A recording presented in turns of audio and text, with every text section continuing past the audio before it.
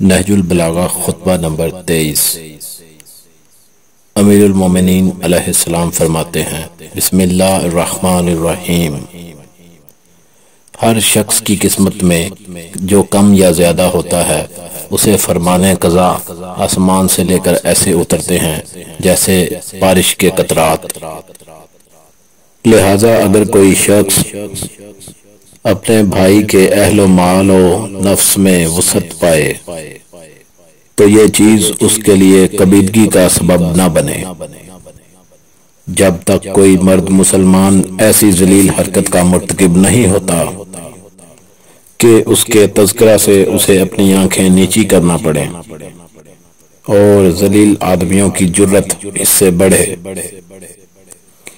وہ اس کامیاب جواری کی مانند ہے جو جوئے کے تیروں کا پانسا پھینک کر پہلے ہی مرحلے پر ایسی جیت کا متوقع ہوتا ہے جس سے اسے فائدہ حاصل ہو اور پہلے نقصان ہو بھی چکا ہے تو وہ دور ہو جائے۔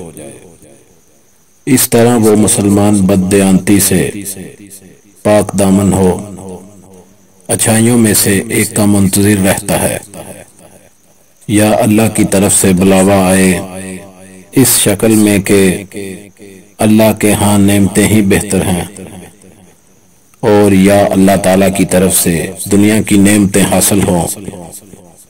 اس صورت میں مال بھی ہے اور اولاد بھی، اس کا دین اور عزت نفس بھی برقرار رہے۔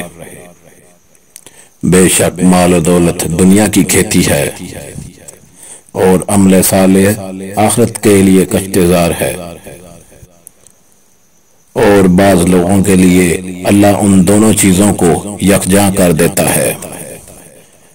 جتنا اللہ نے ڈرایا ہے اتنا اس سے ڈرتے رہو اور اتنا اس سے خوف کھاؤ کہ تمہیں عذر نہ کرنا پڑے۔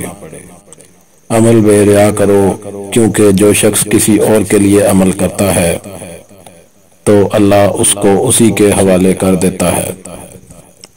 ہم اللہ سے شہیدوں کی منزلت، نیکوں کی ہمدنی اور انبیاء کی رفاقت کا سوال کرتے ہیں۔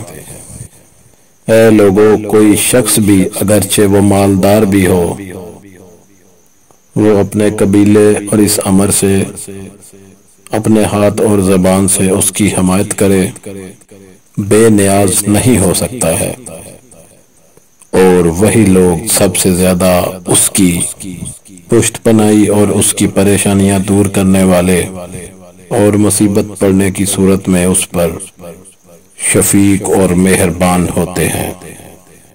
اللہ جس شخص کا سچا ذکر لوگوں میں برقرار رکھتا ہے وہ اس مال سے کہیں بہتر ہے جس کا وارث وہ دوسروں کو بنا جاتا ہے۔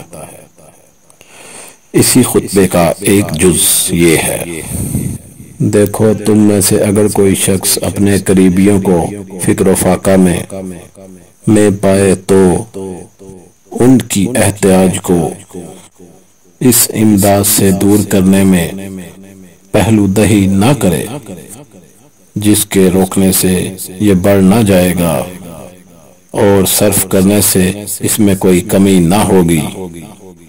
جو شخص اپنے قبیلے کی آنت سے ہاتھ روک لیتا ہے تو اس کا ایک ہاتھ رکتا ہے، لیکن وقت پڑنے پر کئی ہاتھ اس کی مدد سے رک جاتے ہیں۔